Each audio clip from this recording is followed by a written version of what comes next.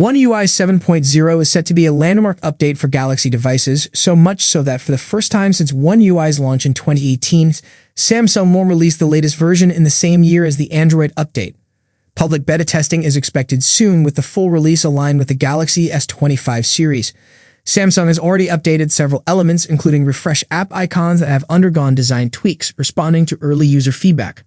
On the hardware front, the Galaxy S25 series will likely feature Qualcomm's Snapdragon 8 Elite globally, marking a shift in Samsung's chipset strategy.